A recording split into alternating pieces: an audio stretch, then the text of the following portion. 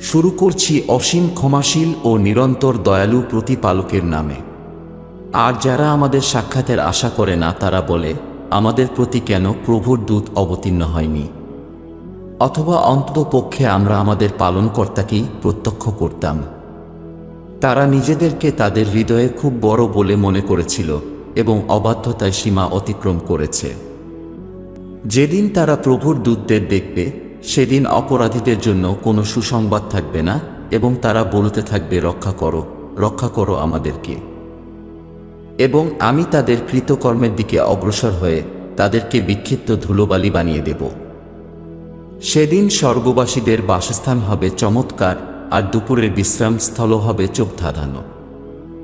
আর যেদিন আকাশ মেঘপুঞ্জ সহ বিদীর্ণ হবে ও প্রভুর দূতরা দলে দলে অবতীর্ণ হবে, সেদিন প্রকৃত রাজত্ব হবে পরম দয়াময়ের এবং সেই দিন অবিশ্বাসীদের জন্য অত্যন্ত কঠিন হয়ে পড়বে। আর সেদিন অত্যাচারীরা নিজেদের হস্তদ্বয় দংশন করতে করতে মনে মনে কামনা করে বলবে, যদি আমি রসূলের সাথে সঠিক পথ অনুসরণ করতাম। হায়, কি দুর্ভাগ্য আমাদের! আমরা যদি অমুককে বন্ধু রূপে গ্রহণ না করতাম। আমাদের কাছে উপদেশ অবতীর্ণ হওয়ার পর সে আমাদেরকে তা গ্রহণ করা থেকে প্ররোচিত করেছে এবং শয়তান তো নিয়োজিত আছে কঠিন সময় বন্ধুহীনভাবে ছেড়ে দেওয়ার জন্য। আর রসূল সাল্লাল্লাহু আলাইহি ওয়াসাল্লাম বলবেন, হে আমার প্রতিপালক, আমার সম্প্রদায় এই কুরআনকে সম্পূর্ণরূপে পরিত্যাগ করেছিল। এভাবেই আমি প্রত্যেক নবীর জন্য সীমালঙ্ঘনকারীদের মধ্য থেকে কতিপয়কে তার শত্রু বানিয়েছি। বস্তুত তোমার পালনকর্তাই পথপ্রদর্শক ও সাহায্যকারী রূপে যথেষ্ট।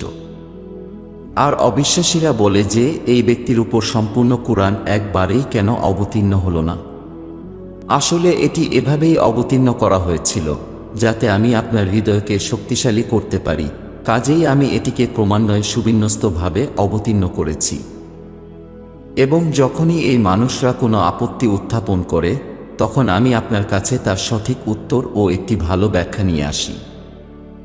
যাদেরকে তাদের মুখমণ্ডলে ভর দিয়ে নরকের দিকে নিয়ে যাওয়া হবে, তারা অবস্থানের দিক থেকে নিকৃষ্ট ও পথভ্রষ্ট।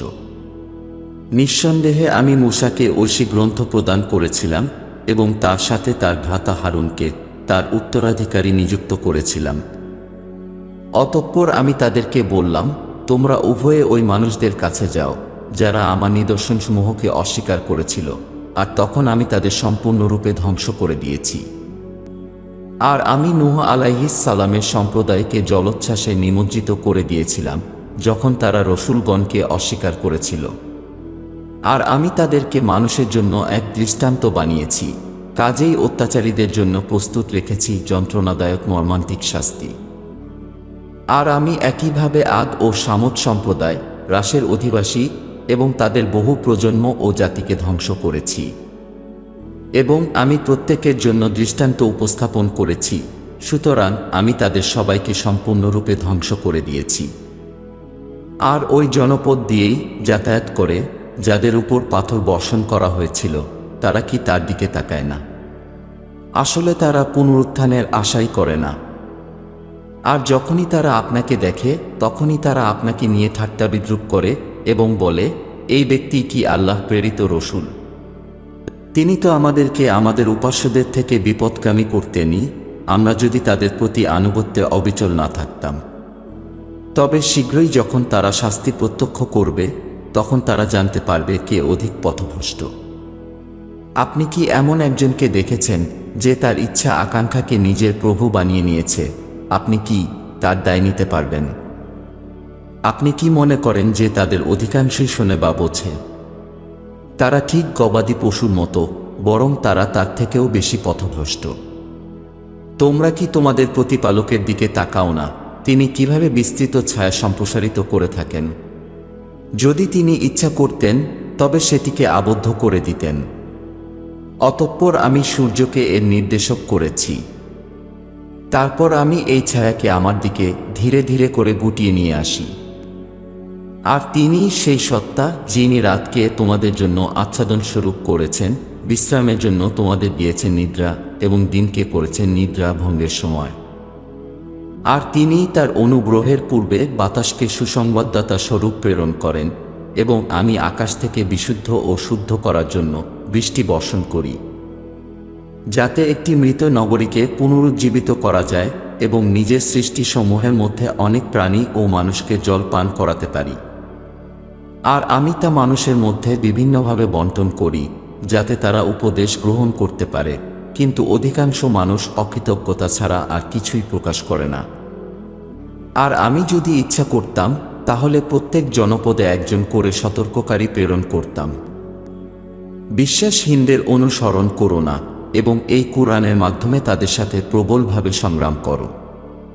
আর তিনিই সেই সত্তা যিনি দুই সমুদ্রকে সমান্তরালে প্রবাহিত করেছেন, একটি মিষ্ট ও সুপেয় এবং অন্যটি লবণাক্ত ও খড় প্রকৃতির, এবং তাদের মধ্যে রেখে দিয়েছেন এক অন্তরায়, এক অনতিক্রম্য ব্যবধান। আর তিনিই সেই সত্তা যিনি মানুষকে জলকণা থেকে সৃষ্টি করেছেন, অতঃপর তাকে পরিবার পরিজন ও বৈবাহিক সম্পর্কে আবদ্ধ করেছেন। আর তোমাদের পালনকর্তা কতই না সর্বশক্তিমান। আর তারা প্রতিপালককে পরিত্যাগ করে এমন বিষয়বস্তুর উপাসনা করে যারা তাদের উপকারও করতে পারে না এবং অপকারও করতে পারে না, আর অবিশ্বাসী সর্বদাই তার পালনকর্তার বিরুদ্ধে বিরোধীদের সমর্থন করে। আর আমি আপনাকে সুসংবাদদাতা ও সতর্ককারী ছাড়া অন্য কোনো রূপে প্রেরণ করিনি। আর তুমি বলো, আমি তোমাদের কাছে এর জন্য কোনো প্রতিদান চাই না, শুধুমাত্র তার পালনকর্তার পথ অনুসরণ করা ছাড়া। হে রসূল, চিরন্তন প্রতিপালকের উপর ভরসা করুন, যে অমর, যার কোনো মৃত্যু নেই। আর অতীব প্রশংসার সাথে তার মহিমা ঘোষণা করুন, আর তিনিই তার ভৃত্যদের পাপ সম্পর্কে অবহিত হওয়ার জন্য যথেষ্ট। যিনি নভমণ্ডল, ভূমণ্ডল এবং তাদের মধ্যবর্তী যা কিছুই বিদ্যমান সবকিছু 6 দিনে সৃষ্টি করেছেন। এরপর তিনি আরশের উপর বিরাজমান হলেন, যিনি পরম দয়াময়। তার সম্পর্কে এমন কাউকে জিজ্ঞাসা করুন যিনি তার সম্বন্ধে অবহিত। আর যখন তাদেরকে দয়াময় প্রতিপালকের প্রতি সিজদা করতে বলা হয়, তখন তারা বলে, এই দয়াময় প্রতিপালক আবার কে? তুমি কারো আনুগত্য করতে বললেই কি আমরা তা করব নাকি? বস্তুত এই বিষয়টি তাদের বিদ্বেষ আরও বাড়ায়। কতই না কল্যাণময় তিনি, যিনি নভমণ্ডলের সৃষ্টি করেছেন 12টি তারকাপুঞ্জ এবং তাতে স্থাপন করেছেন প্রদীপ ও আলো বিকিরণকারী চন্দ্র। আর তিনিই সেই ব্যক্তি যিনি রাত ও দিনকে পরস্পরের উত্তরাধিকারী করেছেন, যে উপদেশ পেতে চায় বা যে কৃতজ্ঞতা প্রকাশ করতে চায় তার জন্য। আর পরম দয়াময় প্রতিপালকের বিশেষ ভৃত্য তারাই, যারা পৃথিবীতে ধীর গতিতে নম্রতার সাথে চলাফেরা করে এবং যখন অজ্ঞরা তাদেরকে সম্বোধন করে, তখন তারা বলে, তোমাদের উপর শান্তি বর্ষিত হোক। আর তারা তাদের পালনকর্তার সামনে সিজদাবন্ত হয়ে ও দাঁড়িয়ে থেকে রাত অতিবাহিত করে।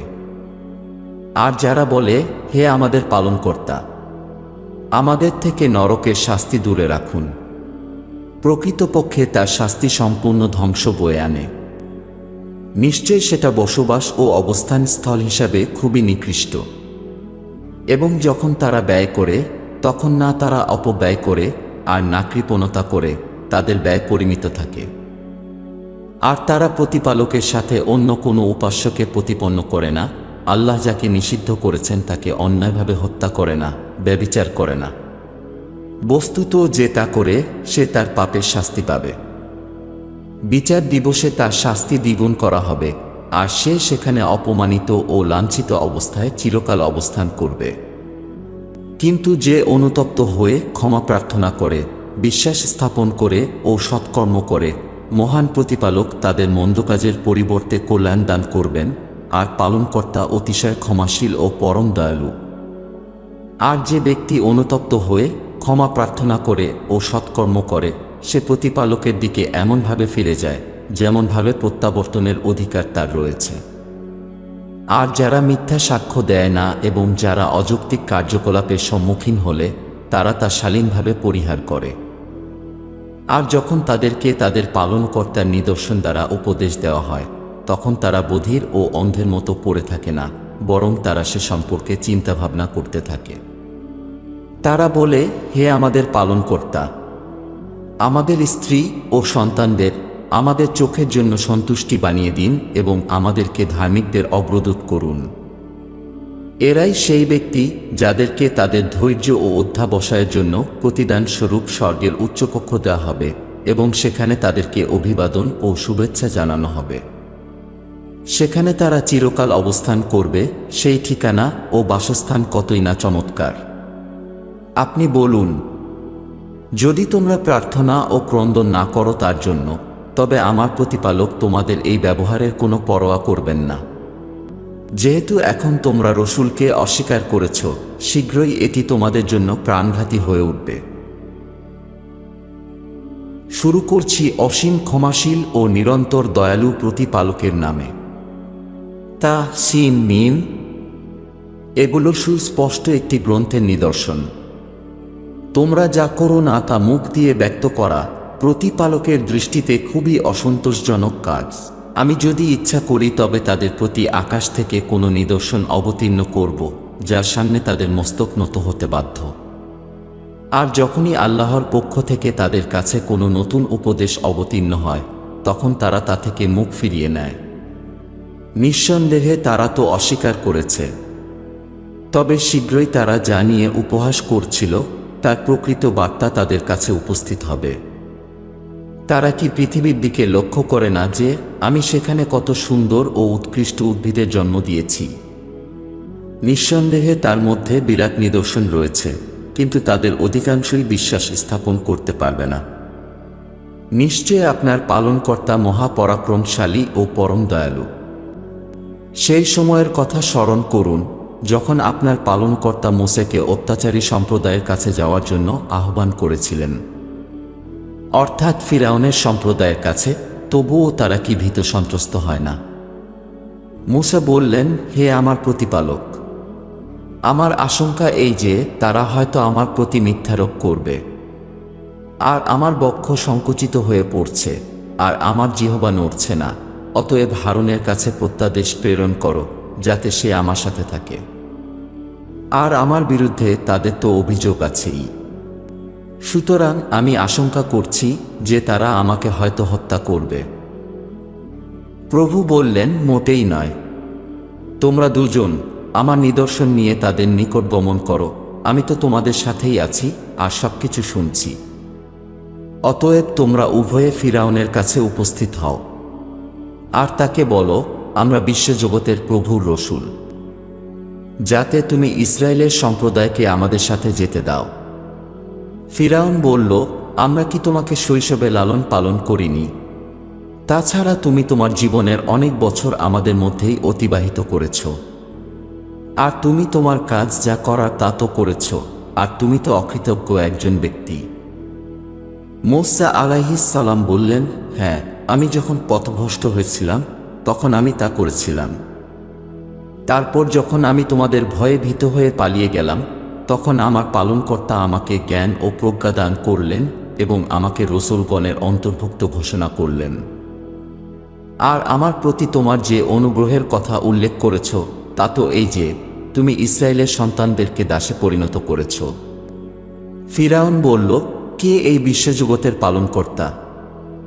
মূসা আলাইহিস সালাম বললেন, তিনি নভমণ্ডল ও ভূমণ্ডল এবং তাদের মধ্যবর্তী সবকিছুর অধিকর্তা, অবশ্য যদি তোমরা তা বিশ্বাস করে থাকো। ফিরাউন তার পারিষদ বর্গকে বলল, তোমরা কি ভালো করে শুনতে পাচ্ছ না?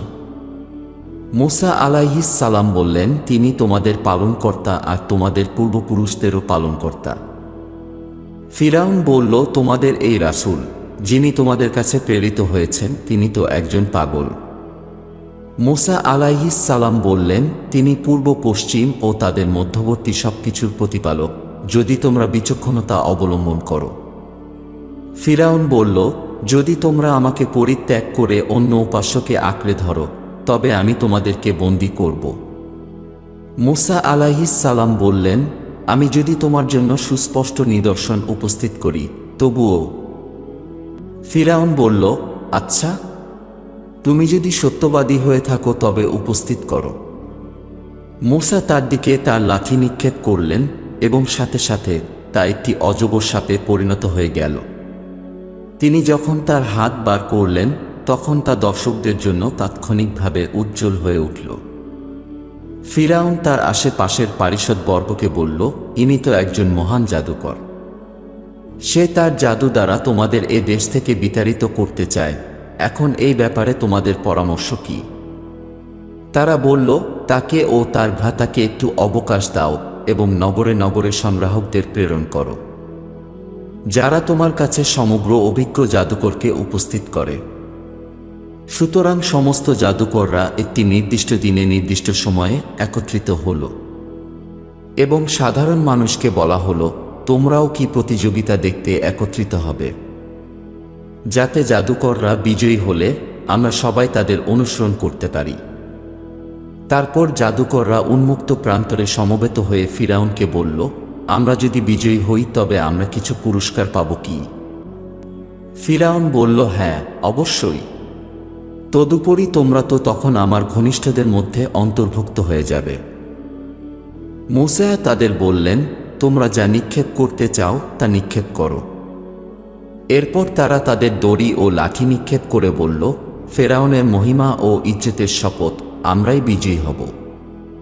তারপর মূসা আলাইহিস সালাম তার লাঠিটি নিক্ষেপ করলেন এবং সাথে সাথেই তা তাদের সৃষ্ট মিথ্যাকে গ্রাস করতে লাগল। এই অলৌকিক ঘটনা দেখে সব জাদুকর সিজদায় অবনত হয়ে পড়ল। তারা বলল, আমরা বিশ্বজগতের পালনকর্তার প্রতি বিশ্বাস স্থাপন করছি, যে মূসা ও হারুনের পালনকর্তা। ফিরাউন বলল, আমি তোমাদেরকে অনুমতি দেওয়ার পূর্বেই তোমরা তার প্রতি বিশ্বাস স্থাপন করলে। সেই ব্যক্তিই তো তোমাদের প্রধান বলে মনে হচ্ছে, যে তোমাদের জাদু শিখিয়েছে, সুতরাং শীঘ্রই তোমরা এর পরিণাম জানতে পারবে। আমি তোমাদের হাত ও পা বিপরীত দিক থেকে কেটে ফেলব এবং তোমাদের সবাইকে শূলবিদ্ধ করব। তারা বলল, কোনো ক্ষতি নেই, আমরা তো আমাদের প্রতিপালকের কাছেই প্রত্যাবর্তন করব। আমরা আশা করি তিনি আমাদের পাপাচারকে ক্ষমা করবেন, কারণ আমরাই প্রথম বিশ্বাস স্থাপন করছি। আর আমি মূসার প্রতি প্রত্যাদেশ অবতীর্ণ করেছিলাম, রাতারাতি আমার ভৃত্যদের বার করে নিয়ে চলে যাও, কেননা তোমাদের অনুসরণ করা হতে পারে। কাজেই ফিরাউন সমস্ত শহরে সৈন্য সংগ্রহকারী প্রেরণ করল এবং বলে পাঠালো যে তারা একটি ক্ষুদ্র দল এবং তারা আমাকে খুব বিরক্ত করেছে। আর নিঃসন্দেহে আমি সদা সতর্ক। পরিণামে আমি তাদেরকে মিশরের উদ্যান ও ঝর্ণাধারা আর যারা তাদের পালনকর্তার নিদর্শনাবলিতে বিশ্বাস স্থাপন করে এরূপই ঘটেছিল। আর আমি ইসরায়েলের সম্প্রদায়কে এই সমস্ত কিছুর উত্তরাধিকারী করেছিলাম। কাজেই সূর্যোদয়কালে সেসব লোক তাদের পিছু নিল। তারপর যখন দুই দল পরস্পরের দিকে তাকালো, তখন মূসার সাথীরা আতঙ্কিত হয়ে বলল, আমরা তো ধরা পড়ে গেছি। আমি কাউকে তার সাধ্যের বেশি ভার প্রদান করি না এবং আমার কাছে সেই গ্রন্থ রয়েছে যা সত্য বলে এবং তাদের প্রতি অন্যায় করা হবে না। এরপর আমি মূসাকে প্রত্যাদেশ করলাম যে, তুমি তোমার লাঠি দ্বারা সমুদ্রের জলে আঘাত করো। কাজেই সমুদ্র বিদীর্ণ হয়ে গেল এবং প্রতিটি অংশ একটি বিশাল পর্বতের মতো আকার ধারণ করল। তারপর আমি অন্য পক্ষকে সমুদ্রের নিকটবর্তী করে আনলাম। এরপর আমি মূসা ও তার সঙ্গীদের উদ্ধার করলাম এবং আমি অন্য পক্ষকে নিমজ্জিত করলাম। দম্ভভরে অর্থহীন গল্প করতে করতে ও অবান্তর কথা বলতে বলতে। নিশ্চয় আপনার পালনকর্তা মহাপরাক্রমশালী ও পরম দয়ালু। এবং তাদেরকে ইব্রাহিম আলাইহিস সালামের বৃত্তান্ত বর্ণনা করুন, যখন তিনি তার পিতাকে ও তার সম্প্রদায়কে বললেন, তোমরা কিসের উপাসনা করো? তারা বলল, আমরা তো মূর্তি পূজা করি ও আমরা তার উপর অবিচল। ইব্রাহিম আলাইহিস সালাম বললেন, তোমরা যখন তাদেরকে ডাকো তখন তারা কি তোমাদের কথা শুনতে পায়? অথবা তোমাদের কি কোনো অপকার বা উপকারে আসে? তারা বলল, না, তবে আমরা আমাদের পূর্বপুরুষদেরকেও একই কাজ করতে দেখেছি। ইব্রাহিম আলাইহিস সালাম বললেন, তুমি কি সেসবের প্রকৃত বাস্তবতা দেখেছ, যেগুলো তোমরা এবং তোমাদের পূর্বপুরুষরাও? কিন্তু বিশ্বজগতের পালনকর্তা ব্যতীত এরা সবাই আমার শত্রু। যিনি আমাকে সৃষ্টি করেছেন, তারপর তিনি আমাকে পথ প্রদর্শন করেন, আর যিনি আমাকে পানাহার করান, এবং যখন আমি অসুস্থ হই তখন তিনি আমাকে সুস্থতা প্রদান করেন। এই মানুষরাও একই কথা বলল যা তাদের পূর্বসূরীরা বলে আসছিল। তারা বলে, আমরা যখন মরে যাব এবং মাটি ও অস্থিতে পরিণত হব, তখন কি আমরা পুনরুত্থিত হব? হে আমার প্রতিপালক, আমাকে জ্ঞান ও প্রজ্ঞা দান করুন, আর আমাকে সৎকর্মপরায়ণদের অন্তর্ভুক্ত করে দিন, এবং আমাকে আমার ভবিষ্যৎ প্রজন্মের মধ্যে যশস্বী করুন, আর আমাকে সুখময় স্বর্গের উত্তরাধিকারীদের অন্তর্ভুক্ত করুন। আর আমার পিতাকে ক্ষমা করে দিন, নিঃসন্দেহে তিনি পথভ্রষ্টদের অন্তর্ভুক্ত ছিলেন। আর যেদিন সমাধিস্থল থেকে মানুষদের পুনরুত্থিত করা হবে, সেদিন আমাকে লাঞ্ছিত করবেন না। যেদিন ধন সম্পদ ও সন্তান সন্ততি কোনো কিছুই কোনো উপকারে আসবে না, তবে সেই ব্যক্তি ব্যতীত যে আল্লাহর বিচারালয়ে বিশুদ্ধ চিত্তে হাজির হবে, এবং স্বর্গকে সংযমীদের নিকটবর্তী করা হবে, আর পথভ্রষ্টদের জন্য নরক উন্মোচিত করা হবে, এবং তাদেরকে জিজ্ঞাসা করা হবে, তোমাদের সেই সব উপাস্য কোথায় যাদের তোমরা পালনকর্তা ব্যতীত উপাসনা করতে? তারা কি আজ তোমাদেরকে কোনো সাহায্য করবে? আর না তারা নিজেদেরকে রক্ষা করতে পারবে। তারপর সেই উপাস্য ও এই পথভ্রষ্ট মানুষজন, বস্তুত তাদেরকে যে শাস্তির ভয় দেখানো হচ্ছে তা আমি আপনাকে দেখাতে সক্ষম। আর তারা নরকে নিজেদের মধ্যে তর্ক বিতর্ক করবে ও বলবে, প্রভুর শপথ, আমরা প্রকাশ্য পথভ্রষ্টতায় নিমজ্জিত ছিলাম, যখন আমরা তোমাদেরকে বিশ্বজগতের পালনকর্তা সমতুল্য গণ্য করতাম, আর আমাদেরকে তো কেবল বড় অপরাধীরাই বিভ্রান্ত করেছিল। এখন আমাদের কোনো সুপারিশকারীও নেই, আর না কোনো বিশ্বস্ত বন্ধু রয়েছে। হায়, যদি আমরা একটি বার ফিরে যাওয়ার সুযোগ পেতাম, তবে আমরা অবশ্যই বিশ্বাসীদের অন্তর্ভুক্ত হতাম। নিঃসন্দেহে এতে বিরাট নিদর্শন রয়েছে, কিন্তু তাদের অধিকাংশই বিশ্বাসী নয়। আর নিশ্চয়ই তোমার পালনকর্তা মহাপরাক্রমশালী ও পরম দয়ালু। নূহ আলাইহিস সালামের সম্প্রদায়ও নবীগণকে অস্বীকার করত। তখন তাদেরই সমগোত্রীয় ভ্রাতা নূহ তাদের বললেন, তোমরা কি খোদাভীরু হবে না? নিঃসন্দেহে আমি তোমাদের কাছে একজন বিশ্বস্ত রসূল। অতএব তোমরা আল্লাহকে ভয় করো ও আমার আনুগত্য করো, এবং আমি এর জন্য তোমাদের কাছে কোনো প্রতিদান চাই না। আমার প্রতিদান তো বিশ্বজগতের প্রতিপালকের দায়িত্বে। কাজেই তোমরা প্রতিপালকের ভয় করো ও আমার আনুগত্য স্বীকার করো। তারা বলল, আমরা কিভাবে তোমার আনুগত্য করতে পারি যখন অধমরা তোমার অনুসরণ করছে? মহান প্রতিপালক বলবেন, তোমরা ভূপৃষ্ঠে কত বছর অতিবাহিত করেছ, তাদের হিসাব নিকাশ করা আমার পালনকর্তার দায়িত্ব। দুর্ভাগ্য তোমাদের যদি তোমরা একটু সচেতন হতে। আর আমি আস্থাশীলদের বিতাড়িত করার কেউ নই, আর আমি তো একজন স্পষ্ট সতর্ককারী মাত্র। তারা বলল, হে নূহ, যদি তুমি বিরত না হও তবে অবশ্যই তোমার প্রতি পাথর নিক্ষেপ করা হবে। তিনি বললেন, হে আমার পালনকর্তা, আমার সম্প্রদায় তো আমাকে অস্বীকার করেছে, সুতরাং আপনি আমার ও তাদের মধ্যে মীমাংসা করুন, এবং আমাকে ও আমার সাথে যারা বিশ্বাস স্থাপন করেছে তাদেরকে রক্ষা করুন। এরপর আমি তাকে ও তার সাথে যারা এই ভরা জাহাজে ছিল তাদের সবাইকে উদ্ধার করলাম। তারপর তিনি অবশিষ্ট মানুষদের নিমজ্জিত করে দিলেন। নিঃসন্দেহে এতে বিরাট নিদর্শন রয়েছে, কিন্তু তাদের অধিকাংশই বিশ্বাসী নয়। আর তোমার পালনকর্তা মহাপরাক্রমশালী ও পরম দয়ালু। অনুরূপভাবে আদ সম্প্রদায়ও নিজেদের রসূলগণকে অস্বীকার করেছিল। কাজেই যখন তাদেরই সমগোত্রীয় ভ্রাতা হুদ তাদেরকে বলল, তোমরা কি প্রতিপালকের ভয় করো না? নিঃসন্দেহে আমি তোমাদের কাছে একজন বিশ্বস্ত রসূল। অতএব তোমরা আল্লাহকে ভয় করো ও আমার আনুগত্য করো, এবং আমি এর জন্য তোমাদের কাছ থেকে কোনো প্রতিদান চাই না। আমার পুরস্কার তো সৃষ্টিজগতের প্রতিপালকের দায়িত্ব। তোমরা কি প্রতিটি উচ্চতায় একটি নিরর্থক স্মৃতিসৌধ নির্মাণ করো? এবং তোমরা বিশাল বিশাল প্রাসাদ তৈরি করছো, যেন সম্ভবত তোমরা সেখানেই চিরকাল বেঁচে থাকবে। এবং যখন তোমরা কাউকে আক্রমণ করো, তখন তোমরা কি প্রচণ্ড আক্রমণাত্মক ও বিদ্রোহী হয়ে আক্রমণ করো? অতএব তোমরা আল্লাহকে ভয় করো ও আমার আনুগত্য করো।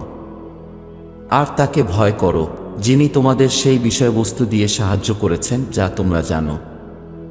অর্থাৎ তিনি তোমাদের সন্তান ও গবাদি পশু দিয়ে সাহায্য করেছেন, এবং অনন্ত উদ্যান ও ঝর্ণাধারা দিয়ে। আমি তোমাদের জন্য চূড়ান্ত দিনের শাস্তির আশঙ্কা করছি। তারা বলল, তুমি উপদেশ দাও বা না দাও, আমাদের জন্য একই ব্যাপার। এটা তো পূর্ববর্তী মানুষের অভ্যাস মাত্র, আর আমরা কখনোই শাস্তিপ্রাপ্ত হব না। সুতরাং তারা তাকে অস্বীকার করল এবং আমি তাদেরকে ধ্বংস করে দিলাম। নিশ্চয় এতে এক বিরাট নিদর্শন রয়েছে, কিন্তু তাদের অধিকাংশই বিশ্বাসী নয়। নিশ্চয় আপনার পালনকর্তা মহাপরাক্রমশালী ও পরম দয়ালু। সামুদ সম্প্রদায়ের লোকেরা রসুলগণকে অস্বীকার করত। যখন তাদেরই সমগোত্রীয় ভ্রাতা সালেহ তাদের বললেন, তোমরা কি প্রভুভীতি অবলম্বন করবে না? আমি তোমাদের কাছে প্রেরিত একজন বিশ্বস্ত রসুল। অতএব তোমরা আল্লাহকে ভয় করো ও আমার আনুগত্য করো। এবং আমি এর জন্য তোমাদের কাছে কোনো প্রতিদান চাই না। আমার পুরস্কার তো বিশ্বজগতের পালনকর্তার দায়িত্ব। এখানে যা আছে তাতেই কি তোমরা শান্তি ও তৃপ্তিতে থাকবে? অর্থাৎ অনন্ত উদ্যান ও ঝর্ণাধারায়, এবং ওই সুকোমল গুচ্ছ বিশিষ্ট খেজুর উদ্যানে। আর তোমরা পাহাড় কেটে নৈপুণ্যতার সাথে দাম্ভিক গৃহ নির্মাণ করো। অতএব তোমরা আল্লাহকে ভয় করো ও আমার আনুগত্য করো।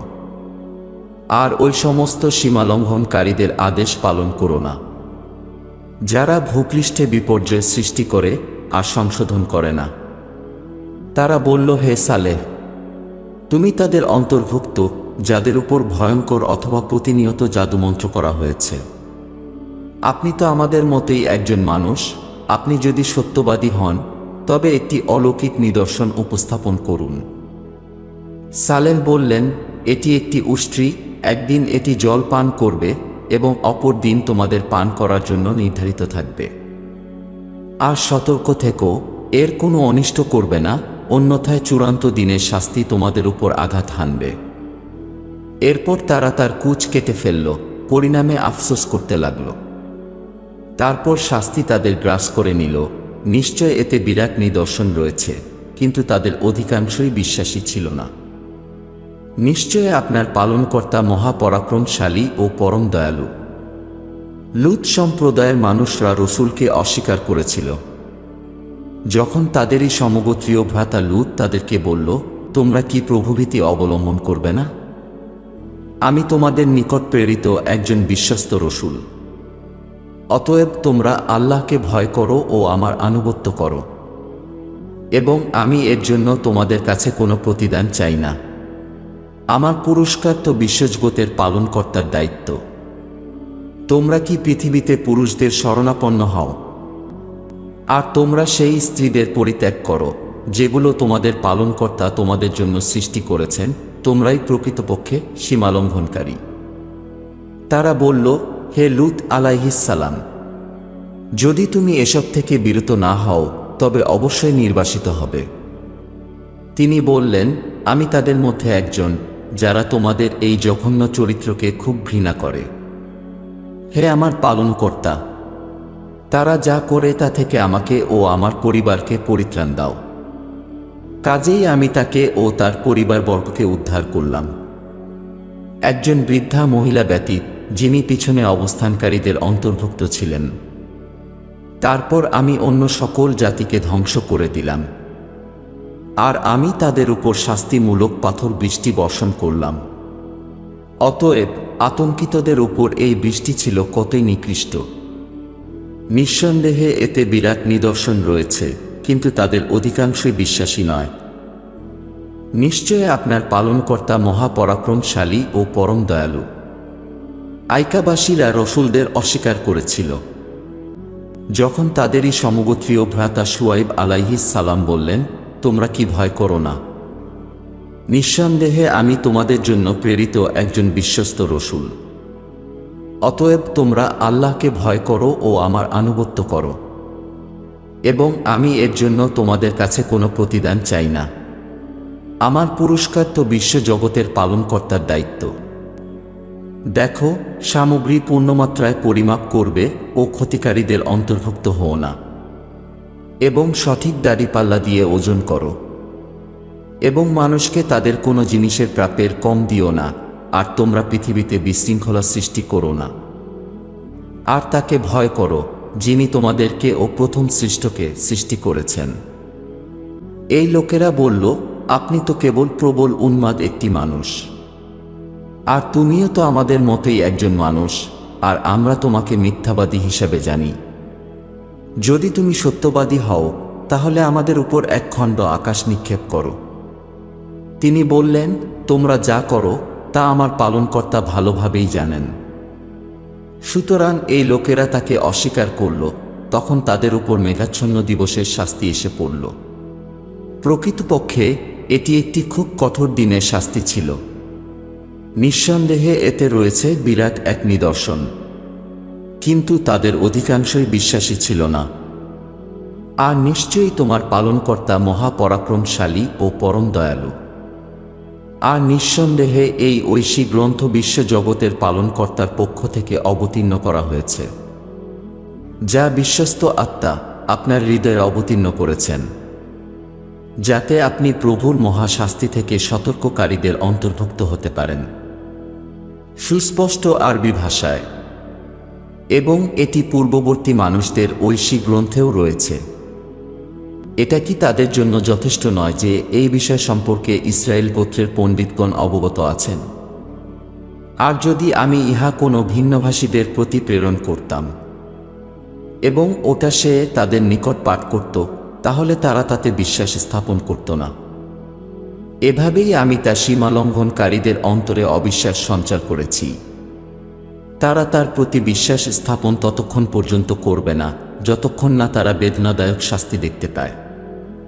কাজেই হঠাৎ করে তাদের উপর এমনভাবে শাস্তি অবতীর্ণ হবে যে তারা উপলব্ধিও করতে পারবে না। অতঃপর তারা বলবে, আমরা কি অবকাশ পেতে পারি? এই মানুষরা কি আমার শাস্তির জন্য তাড়াহুড়ো করছে? তোমরা ভেবে দেখো যে আমি তাদেরকে বহু বছর ধরে ভোগ বিলাসের সুযোগ প্রদান করে থাকি। অতঃপর তাদের উপর আসবে সেই শাস্তি যা থেকে তাদেরকে সতর্ক করা হয়েছিল। সুতরাং তারা নিজেদের উপকারের জন্য যে সমস্ত সরঞ্জাম ব্যবহার করত, তা তাদের কোনো সুবিধা দিতে পারবে না। আর আমি কোনো জনপদকেই ততক্ষণ পর্যন্ত ধ্বংস করিনি যতক্ষণ না তাদের নিকট প্রতিপালকের শাস্তি থেকে সতর্ককারীর আগমন ঘটেছে, উপদেশ ও সতর্কতার জন্য। বস্তুত আমি কখনোই অন্যায়কারী নই। আর এই ঐশী গ্রন্থ শয়তানদের দ্বারা অবতীর্ণ হয়নি, আর তারা এই কাজের যোগ্যও নয় এবং তাদের তা করার ক্ষমতাও নেই। তাদেরকে তো এই প্রত্যাদেশ শোনা থেকেও বহিষ্কার করা হয়েছে। অতএব তুমি আল্লাহর সাথে অন্য কোনো উপাস্য প্রতিপন্ন করবে না, অন্যথায় তুমিও শাস্তিপ্রাপ্তদের অন্তর্ভুক্ত হবে। এবং আপনার নিকটতম আত্মীয়দেরকে শাস্তি সম্পর্কে সতর্ক করুন। এবং যারা আপনাকে অনুসরণ করে তাদের কাছে আপনার বাহু নত করুন। আর যদি তারা তোমাকে অমান্য করে, তবে তাদের বলো, তোমরা যা করো তাতে আমি বিরক্ত। এবং তার উপর ভরসা রাখুন যিনি মহাপরাক্রমশালী ও পরম দয়ালু। তিনি আপনাকে দেখেন যখন আপনি উঠে দাঁড়ান, আর যখন আপনি সিজদাকারীদের মধ্যে ওঠা বসা করেন তখনও তিনি দেখেন। নিশ্চয় তিনি সর্বশ্রোতা ও সর্বজ্ঞাত। আমি কি তোমাদের বলবো কার উপর শয়তানরা অবতরণ করে? তারা প্রত্যেক পাপের উপর অবতরণ করে যারা মিথ্যা রচনা করে। যারা তাদের কথা শোনে, বস্তুত তাদের মধ্যে অধিকাংশই মিথ্যাবাদী। আর যারা কবিগণ, তাদের অনুসরণ করে বিপদগামী মানুষরাই। তোমরা কি দেখো না যে তারা প্রত্যেক উপত্যকায় উদ্ভ্রান্ত হয়ে ঘুরে বেড়ায়?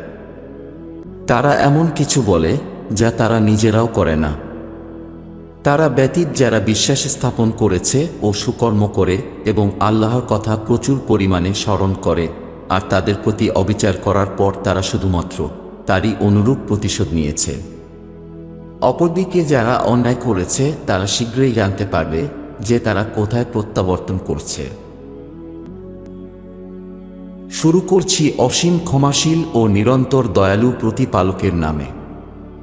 তা সিন, এগুলো কুরআনের সুস্পষ্ট নিদর্শন, যা বিশ্বাস স্থাপনকারীদের জন্য পথনির্দেশ ও সুসংবাদ। যারা নামাজ পড়ে, যাকাত প্রদান করে এবং পরকালে বিশ্বাস করে। যারা বিশ্বাস করে না, আমি তাদের কর্মকে তাদের দৃষ্টিতে আনন্দদায়ক করে দিয়েছি, ফলে তারা বিভ্রান্ত হয়ে বিচরণ করে।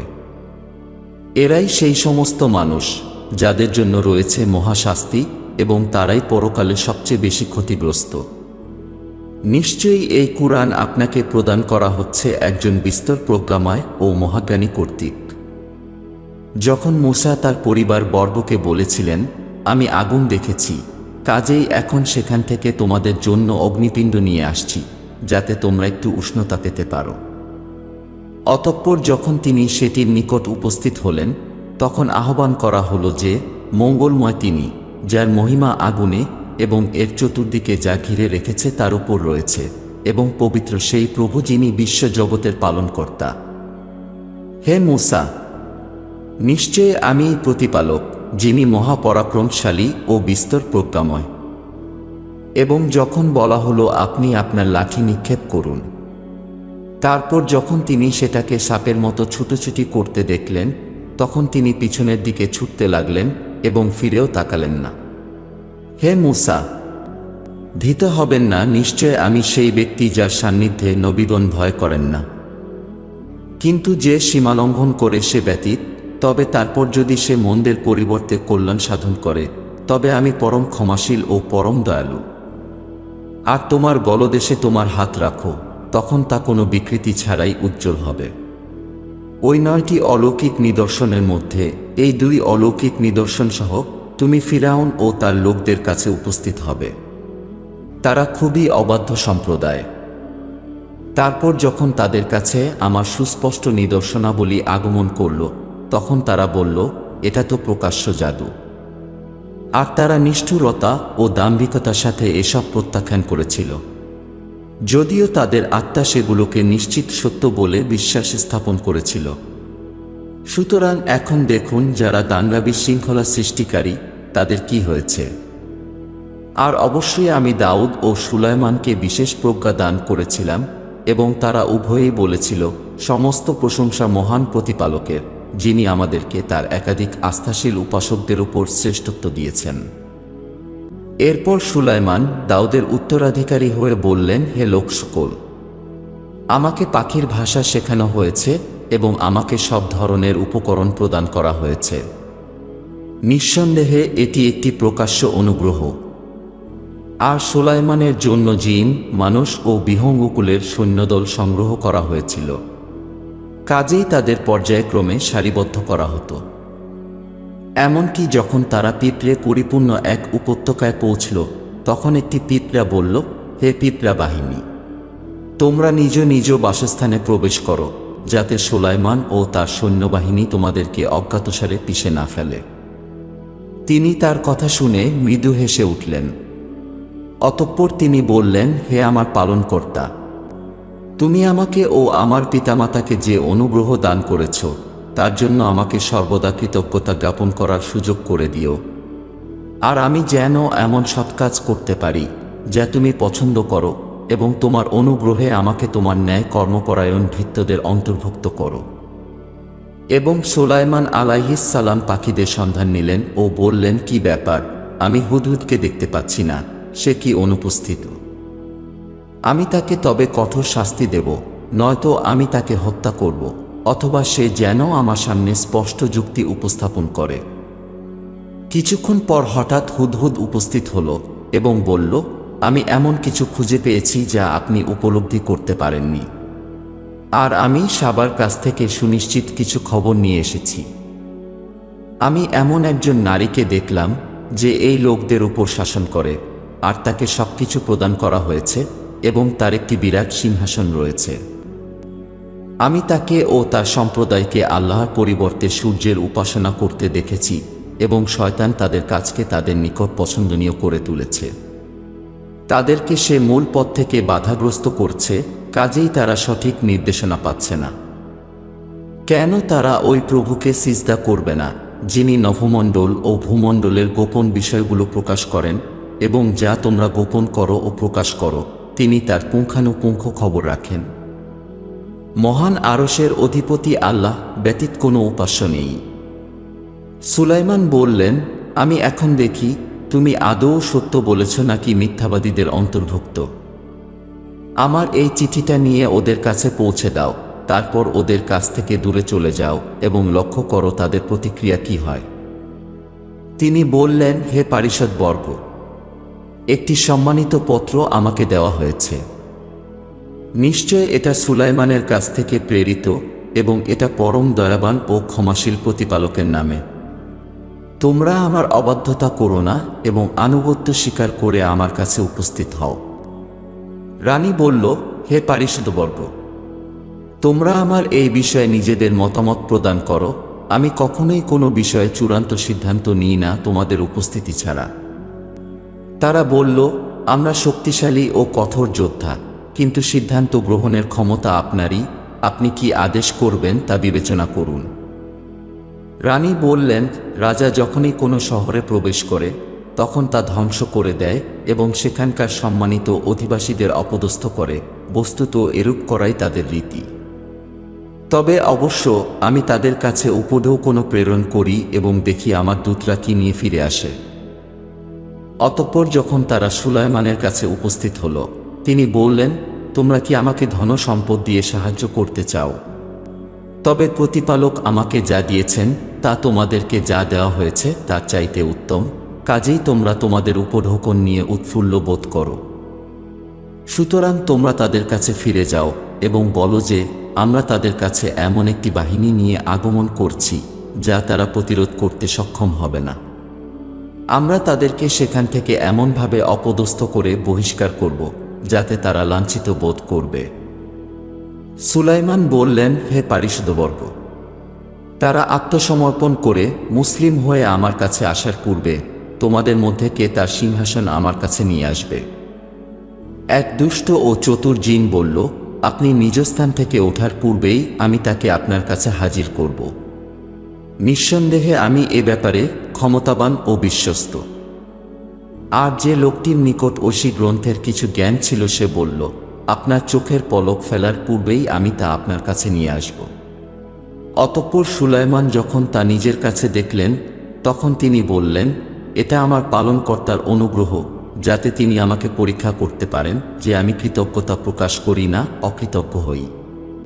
যে কৃতজ্ঞতা প্রকাশ করে সে নিজের উপকারের জন্য কৃতজ্ঞতা প্রকাশ করে এবং যে অকৃতজ্ঞ হয় সে নিজেই নিজের ক্ষতিই করে।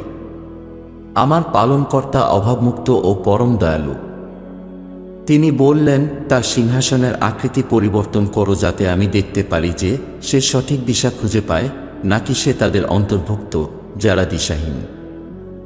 অতঃপর রানী যখন আসলো তখন তাকে জিজ্ঞাসা করা হলো, এটাই কি তোমার সিংহাসন? সে বলল, মনে হয় এটাই সেটা এবং আমি ইতোমধ্যেই সত্য জানতাম, আর আমি মুসলমান হয়ে গেছি।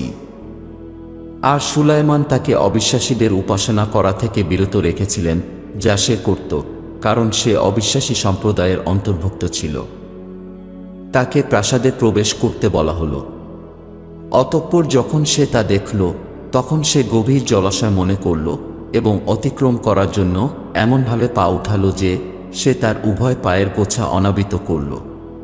তিনি বললেন, এটা জল নয়, বরং স্ফটিক মণ্ডিত প্রাসাদ ও একটি মেঝে। রানী বলল, হে আমার পালনকর্তা, আমি নিজের প্রতি অন্যায় করেছি এবং আমি সুলাইমানের সাথে বিশ্বজগতের প্রভুর প্রতি বিশ্বাস স্থাপন করছি। আর আমি সামুদ সম্প্রদায়ের কাছে তাদেরই সমগোত্রীয় ভ্রাতা সালেহকে রসুল রূপে প্রেরণ করেছিলাম এই বার্তাসহ যে তোমরা আল্লাহর উপাসনা করো। অতঃপর তারা দুটি দলে পরিণত হল, যারা নিজেদের মধ্যে বিতর্কে লিপ্ত হল। তিনি বললেন, হে আমার সম্প্রদায়, তোমরা কেন কল্যাণের পূর্বে মন্দের দিকে ধাবিত হও? কেন তোমরা প্রভুর কাছে ক্ষমা চাও না, যাতে তোমরা তার অনুগ্রহ পেতে পারো? তারা বলল, আমরা তোমাকে ও তোমার সঙ্গী সাথীদেরকে অমঙ্গলের কারণ মনে করি। সালেহ আলাইহিস সালাম বললেন, তোমাদের অমঙ্গল তো প্রতিপালকের অধীনে, বস্তুত তোমরা এমন সম্প্রদায় যাদেরকে পরীক্ষা করা হচ্ছে। এবং শহরে 9টি দল ছিল যারা পৃথিবীতে বিশৃঙ্খলা সৃষ্টি করত, কিন্তু সংশোধন করত না। তারা বলল, তোমরা নিজেদের মধ্যে তোমাদের উপাস্যদের নামে দৃঢ় প্রতিজ্ঞা করে বলো যে আমরা রাতে সালেহ ও তার পরিবারকে হত্যা করব এবং তারপর তার উত্তরাধিকারীদের বলবো, আমরা তাদের পরিবার পরিজনদের মৃত্যুর সময় উপস্থিত ছিলাম না, আমরা এই বিষয়ে সম্পূর্ণ সত্যবাদী। আর এইভাবে তারা এমন এক চক্রান্ত করেছিল, কিন্তু আমিও এমন এক কৌশল করলাম যা তারা কল্পনাও করতে পারল না। তাহলে দেখো তাদের চক্রান্তের পরিণাম কি হলো। আমি তাদের ও তাদের সম্প্রদায়কে ধ্বংস করেছি। অতএব এগুলো তাদের ঘরবাড়ি, যা তাদের নিপীড়নের কারণে নির্জন হয়ে গেছে। নিঃসন্দেহে এতে জ্ঞানীদের জন্য রয়েছে বিরাট নিদর্শন। আর আমি তাদের উদ্ধার করেছিলাম যারা বিশ্বাস স্থাপন করেছিল ও সংযমী ছিল। আর আমি লূতকে প্রেরণ করেছিলাম যখন তিনি তার সম্প্রদায়কে বলেছিলেন, তোমরা জেনে বুঝে অশ্লীল কাজ কেন করো?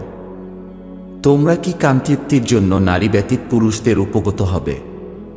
আসলে তোমরা খুবই অজ্ঞ সম্প্রদায়।